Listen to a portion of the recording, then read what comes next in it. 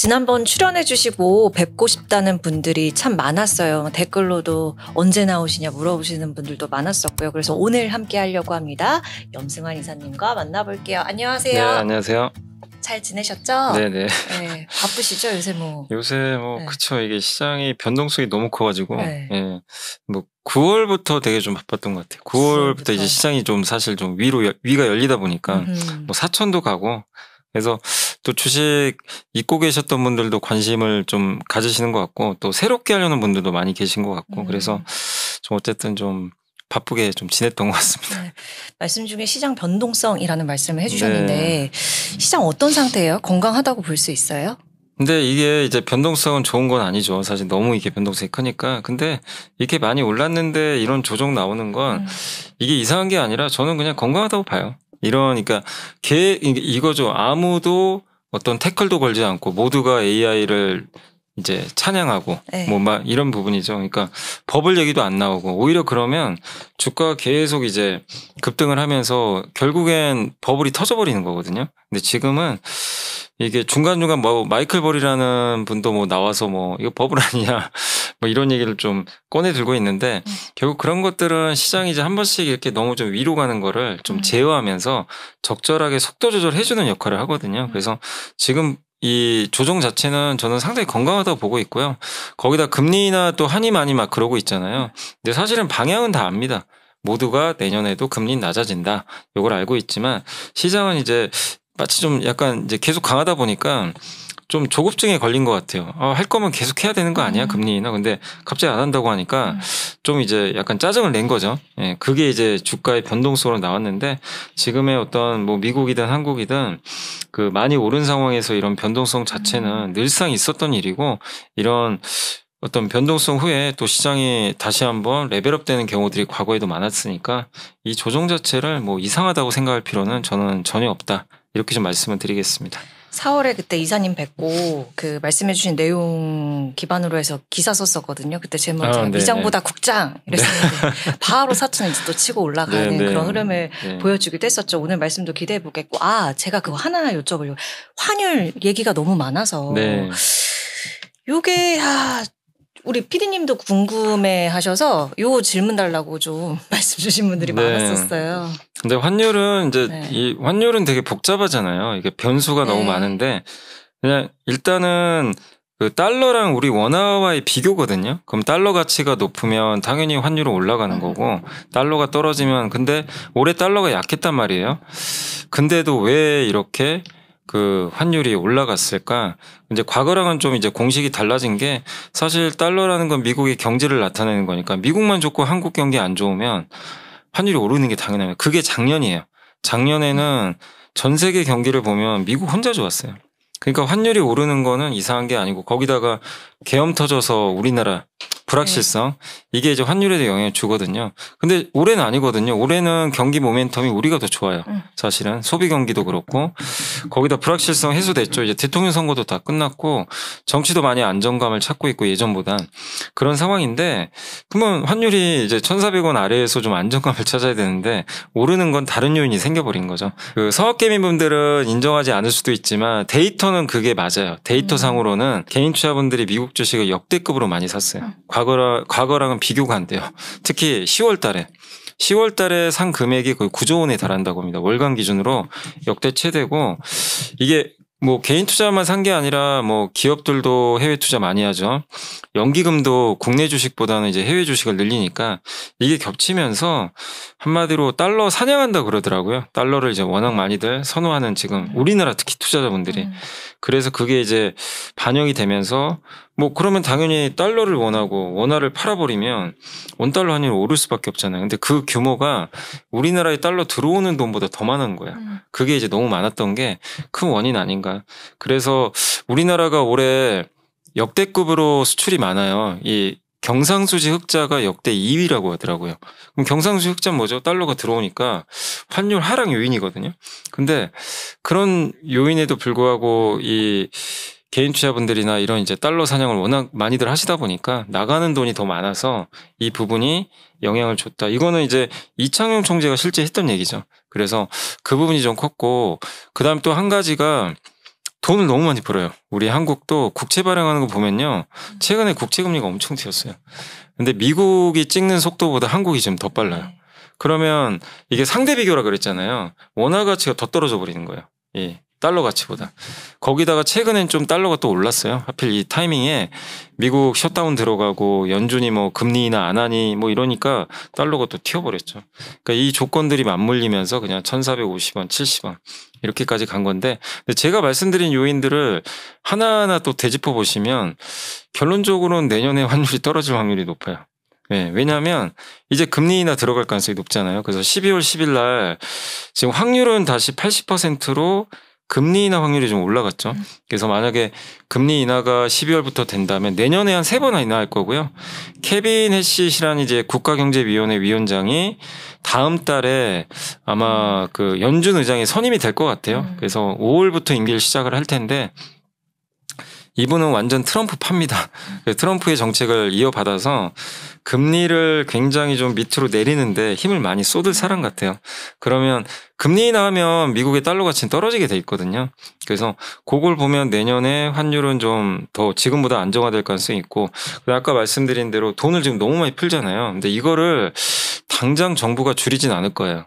근데 미국도 어차피 푸는 건 마찬가지입니다. 그래서 요게 큰 변수가 될 것 같지는 않고 세 번째 아까 말씀드린 이제 서학개미 분들이 많이 사고 이런 나가는 달러 이거보다 그러면 더 많이 외국인들이 들어오면 돼요. 근데 그 조건은 저도 최근에 이제 방송에서 많이 말씀드렸지만 내년 4월부터 11월까지 세계 채권 지수에 우리가 편입이 돼요. 그게 월 9조 원 정도 돼요. 9조 원이 새로 들어온다고 생각을 해보시면 지금 개인 투자분들이 역대급으로 산 게 한 달에 9조 원이거든요. 그 정도를 계속 살 것 같진 않아요.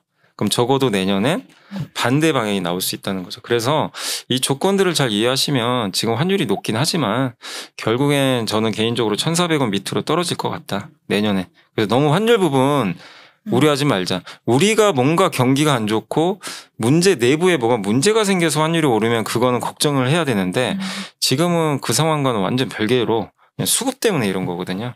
그래서 지금 환율은 너무 우려할 저는 상황은 아니라고 생각을 하고 있습니다. AI 버블론 얘기 좀 해보도록 하겠습니다. 버블론자와 비버블론자의 갑론을박이 계속 지속이 되고 있는데요. 그 각각 그 버블론자들이 주장하는 근거들이 있잖아요. 그거 관련해서論적인 얘기 말고 우리 이사님의 생각, 예. 이 각각 하나씩 한번 짚어봐도 될까요? 일단 네네. 그 여러 테크들 이 신용부도스와프 수요 급증하는 등등의 이런 상황들, 네, 이런 건 어떻게 봐야 될까요? 아니 이거는 근데 이제 물론 위험하죠. 뭐 오라클도 올해 주가 많이 올랐는데 결국 이제 오라클 CDS가 잘 안 떨어지더라고요. 부도위험 지수가. 그래서 이 부분이 좀 꺾이면 버블 우려가 좀 완화될 텐데 전혀 지금 꺾이진 않고 계속 오르고 있어요. 그래서 이 부분은 우려가 됩니다. 그만큼 시장 참가자들이 일단 이렇게 지금 현재 돈을 많이는 벌지 못하는데 너무 기대감에 의해서 투자를 많이 했거나 주가 오른 기업들을 경계하는 것 같다. 이렇게 보고 있고 저도 거기엔 동의하는 바입니다. 그래서 전 시장이 정답이라고 보거든요. 오라클은 지금 지수가 반등하는데도 주가가 안 올라가요. 그러니까 지금 구글은 많이 가잖아요. 네. 알파벳은. 네. 그러니까 한마디로 시장은 이제는 모든 AI주에 희망을 갖는 게 아니라 이제 진짜 1등이 뭘까를 고민하는 단계고 거기서 지금 알파벳이 왠지 1등 할 것 같거든요. 그러니까 확실히 근데도 돈도 잘 벌잖아요. 지금 현재로서.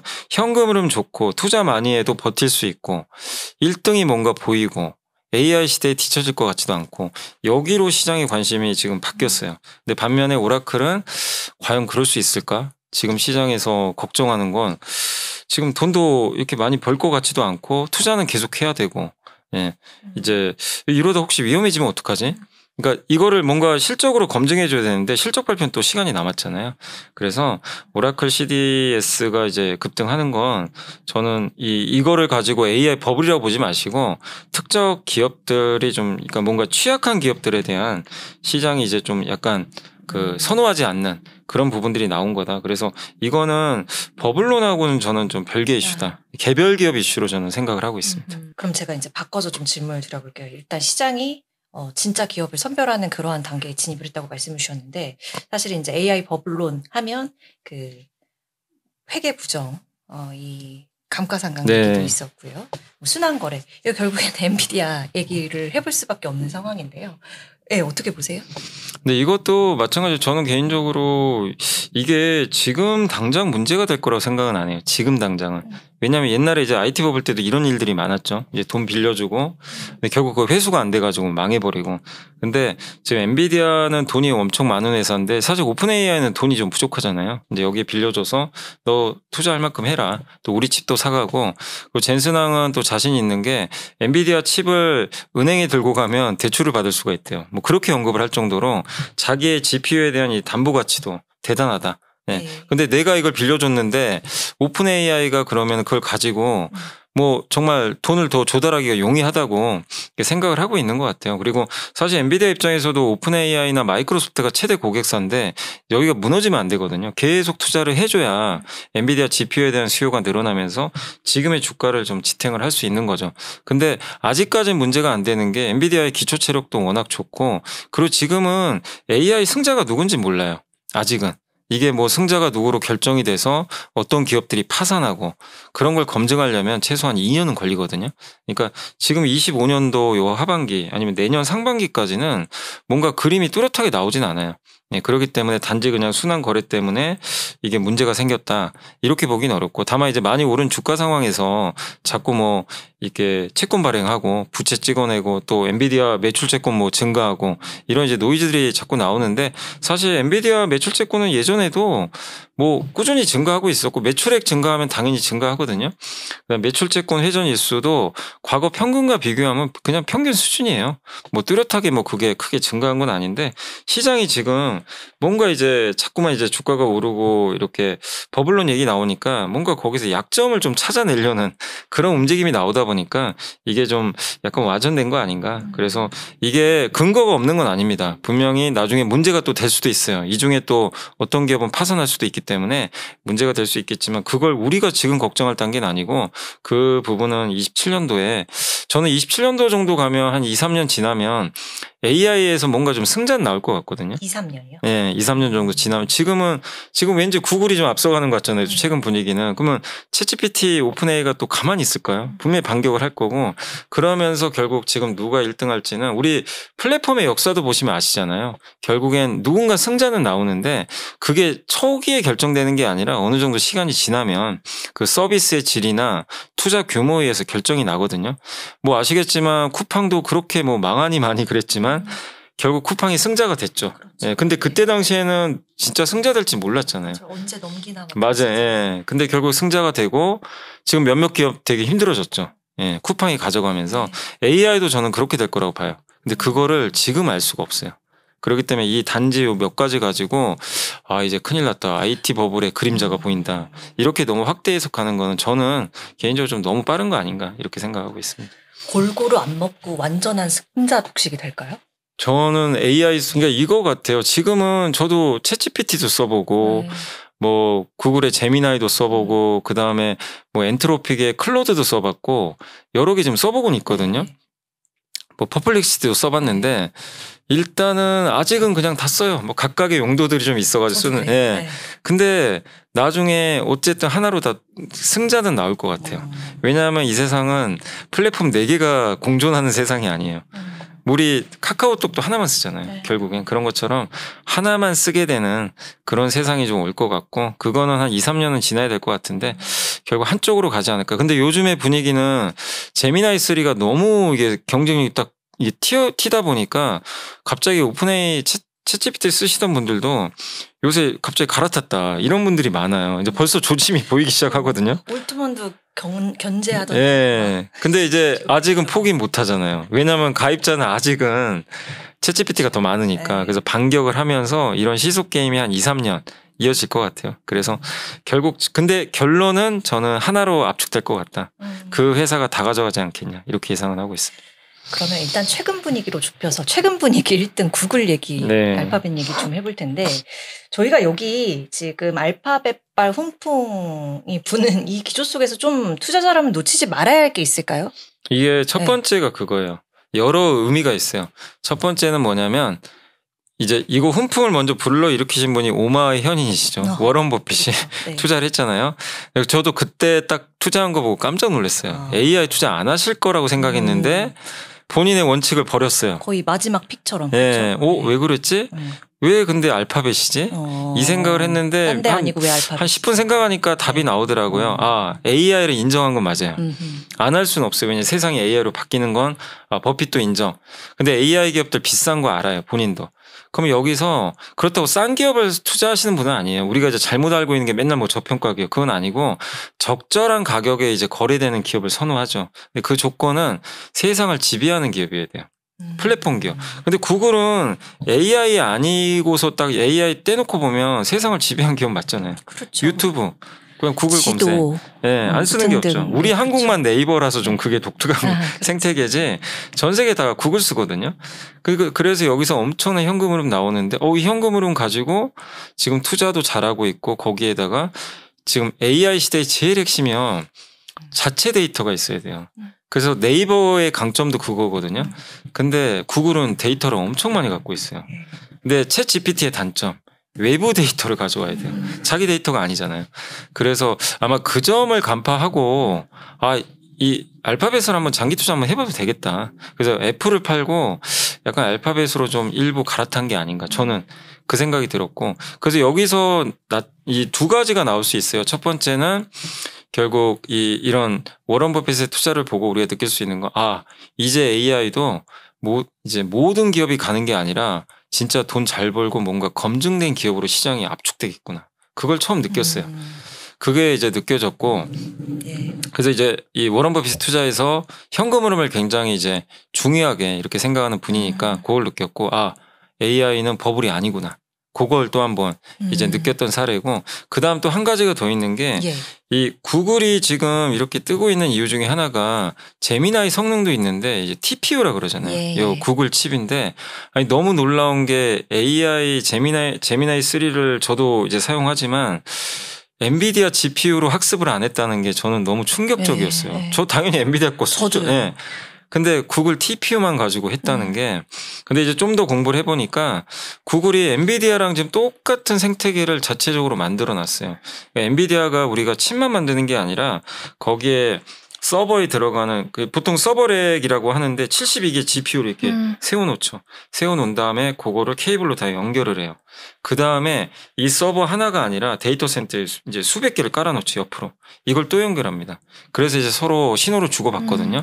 근데 놀랍게도 구글은 자체적으로 그걸 다 하고 있어요. TPU 가지고. 똑같이 만들어 놓은 거예요. 자기 생태계. 그리고 엔비디아가 잘하는 게 쿠다라는 소프트웨어로 하잖아요. 근데 이 구글도 TPU로 이제 이거를 잘 운영할 수 있게 소프트웨어가 자체적으로 또 있어요. 그 생태계가 이미 있고 한 가지 엔비디아가 없는 게 있어요. 아까 말씀드린 데이터를 갖고 있잖아요. 구글의 엄청난 데이터. 이거는 엔비디아가 갖고 있을 수 없는 데이터죠. 이것까지 결합을 하고 있고 데이터 센터 직접 하고 있죠. 이런 이제 엔비디아가 또 갖고 있지 못한 것까지 좀 갖고 있다 보니까 구글의 위력을 다시 한번 느끼게 된 거예요. 이거는 어떤 기업도 쫓아갈 수가 없어요. 이미 TPU부터 엔비디아 하고 있는 거 거기에 플러스 알파까지. 그리고 이렇게 해서 또 좋은 점 중에 하나가 자체적으로 이게 TPU를 쓰니까 GPU의 단점이 있어요. 전기를 너무 많이 먹어요. TPU는 가성비 모델이에요. 그래서 구글에 최적화되게 이 성능을 뽑아준다고 하더라고요. 그래서 이거를 이번에 구글이 어떻게 보면 이제 조용히 있다가 제미나이 3가 터지면서 갑자기 드러나 버린 거예요. 그래서 세상이 지금 깜짝 놀랐고 저는 제가 예언하는 건 아니지만 제 생각엔 이 상태가 좀 유지되면 구글이 시총 1등 할 수도 있을 것 같아요. 지금 격차가 엄청 줄었어요. 몇 퍼센트 차이 안 나더라고요.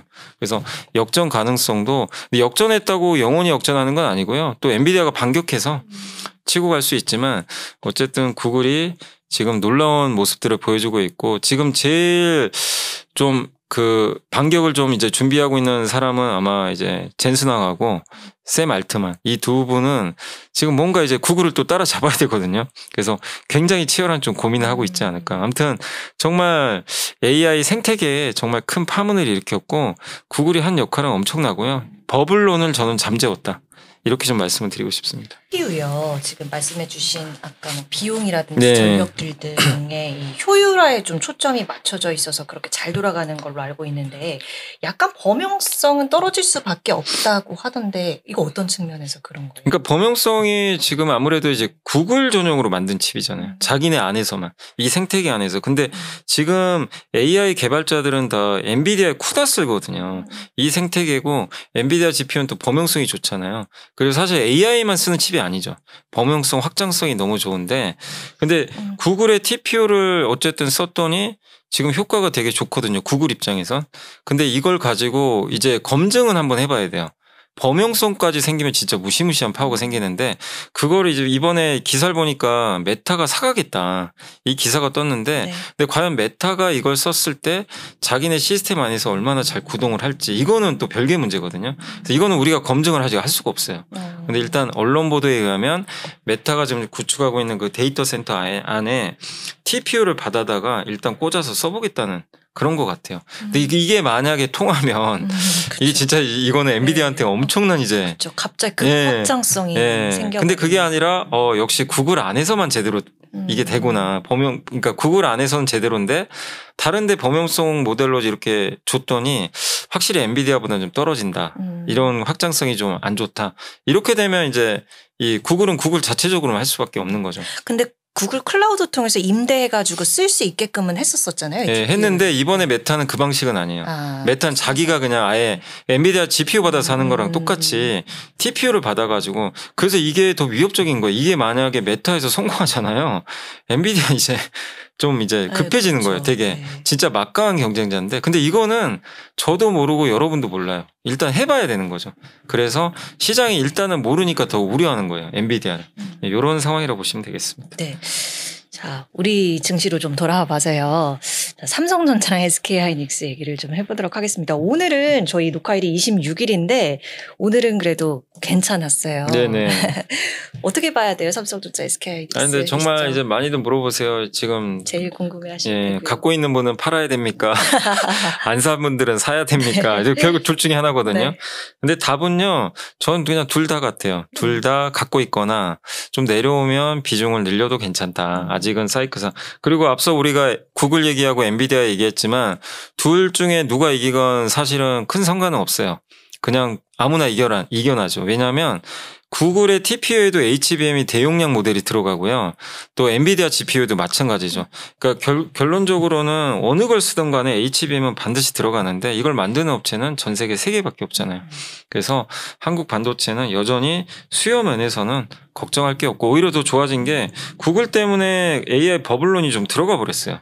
이 부분 좋고 또 거기에 내년에 이제 미국이 그 금리 인하 한 3번 정도 할 것 같거든요. 그러면 이건 수요 면에서 더 좋을 수밖에 없는 그림이죠. 이 부분도 좀 좋아 보이고 그리고 내년에 일단 애널리스트 분들 추정치 보면 둘이 합쳐서 지금 기본적으로 한 170조, 180조 벌 것 같아요. 영업이익이. 그러면 PER 10배 계산하면 그냥 이제 단순하게 10배 계산하면 둘이 합쳐서 시총 1,700조 가야 되는데 지금 둘이 합치면 1,000조잖아요. 그러면 진짜 꿈 같은 일이죠. 그러니까 이걸 왜 말씀드리냐면 진짜 거기 간다는 게 아니라 내년에 정말 엄청난 이익을 낼 것 같아요. 근데 그걸 대비해 보면 지금 주가는 올랐어도 이게 비싸다고 할 수 없는 영역이라는 거죠. 그래서 최근에 좀 하이닉스도 좀 빠지고 있지만 너무 두려움 갖지 마시고 제일 우려되는 게 공급 언제 늘어날까 반도체. 근데 그거는 내년에 걱정할 문제는 아닙니다. 내후년 문제니까. 그래서 이번에 삼성 하이닉스가 좀 흔들릴 때 늘려가는 건 좋고 뭐 이 얘기는 뭐죠? 갖고 계신 분들은 그냥 좀 흔들려도 그걸 너무 개의치 마시고 끝까지 한번 내년 상반기까지는 잘 들고 가셔서 좋은 결과물을 내시면 어떨까. 아니 그러니까 이걸 왜 말씀드리냐면 오르면 팔고 싶은 건 제가 이해는 하는데 삼성전자가 옛날에 85,000원에서 5만 원 간 기억이 너무나 강렬해요. 그러니까 이것도 안 팔면 어떡하지? 안 팔고 빠지면. 근데 그때랑은 사이클이 너무 다르고 변압기, 조선, 방산, 원전 주 10배 오를 때 그때 중간중간 얼마나 많이 빠졌습니까? 빠질 때마다 질문은 똑같아요. 현대일렉트릭 팔아야 돼요. 근데 그거 견디신 분들이 10배 수익 났잖아요. 비슷한 거죠. 그래서 삼성 하이닉스도 아직은 좀 여기서 줄일 걸 고민한 단계는 너무 빠르다. 이렇게 좀 말씀을 드리겠습니다. 네. 저희 오늘 어떻게 이야기를 나누다 보니까 이사님랑 얘기 나누다 보니까 결국 AI로 다 수렴을 한 것 같은데 내년에도 기승전 AI 필두로 봐야 될까요? 그 외에 우리가 조금 이렇게 염두에 둬야 될 부분들은 없을까요? 아니 AI만 좋은 건 아니에요. 다 고르게는 갈 거예요. 이제 모멘텀만 있으면. 올해는 근데 반도체가 너무 좋아서 그런 거지. 이거는 저는 이렇게 봐요. 저는 버블장이 한번 올 거라고 보거든요. 왜 그 근거를 말씀드리면 시장에 전 세계에 돈이 너무 많이 풀렸어요. 이렇게 많이 풀리면 결국 버블을 만들거든요. 근데 그 버블의 주인공은 세상을 바꾸는 산업이에요. 그게 AI니까. 그러니까 저는 개인적으로 버블은 AI에서 한번 터지지 않을까. 이렇게 생각은 하고 있어요. 그게 올해가 아니고 27년경에 가능성은 좀 있다 이렇게 보고 있고 사실 이 버블이라는 건 어떤 이제 뭔가 변화가 생길 때 버블이 생기는데 아시겠지만 23년도에도 사실 배터리가 한번 버블 터진 적 있잖아요. 그것도 비슷한 거죠.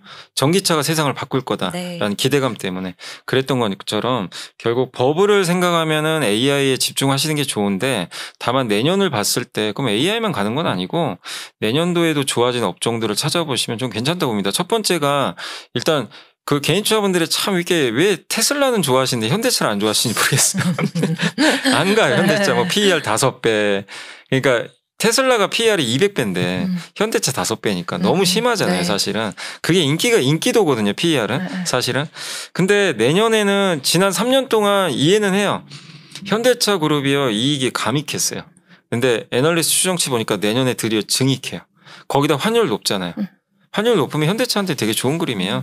그래서 그게 반영이 전혀 안 돼 있고 고배당 주잖아요. 근데 배당 소득 분리과세 요 효과도 있기 때문에 내년에 완성차 저는 보자. 그리고 보스턴 다이내믹스의 결과물도 나올 거로 보거든요. 기대할 게 좀 많아요. 그래서 지금 이렇게 부진할 때 좀 보자 이 말씀 드리고 싶고 두 번째는 엔터주. 요새 엔터 진짜 답답합니다. 네, 가다 말아버리고. 근데 이것도 비슷해요. 내년이 올해보다 좋지 않을까요? 그냥 상식적으로 내년에 BTS 돌아오거든요. 그 추정치만 봐도 저는 좋을 것 같고 또 요즘에 하이브도 그렇고 많은 이제 그룹사들이 이 신인 그룹 발굴도 잘하고 뉴진스도 복귀를 하고 그 이슈도 해소가 됐기 때문에 내년을 바라본다면 저는 일단 엔터업 정도 한번 주목을 해보자. 그리고 또 한 가지가 이제 제약바이오도 계속 괜찮을 것 같아요. 왜냐하면 올해 정말 역대급으로 바이오 회사들이 미국 기업들한테 그 기술 수출 굉장히 많이 했더라고요. 이게 이제 성과가 나오고 있잖아요. 그래서 이 부분이 내년까지도 계속 연결될 가능성이 높기 때문에 특히 비만 치료제 시장 좀 괜찮게 보고 있습니다. 그래서 이 부분까지 염두에 둔다면 어쨌든 이런 섹터들이 내년도 좀 한번 유망하지 않을까라는 좀 생각을 갖고 있습니다. 마지막에 아주 더 명쾌하게 현대차, 엔터주, 비만약 등 포함한 제약바이오주 이렇게 콕콕 집어주셨습니다. 자, 오늘 염승환 이사님과 함께했습니다. 또 뵙겠습니다. 고맙습니다. 감사합니다.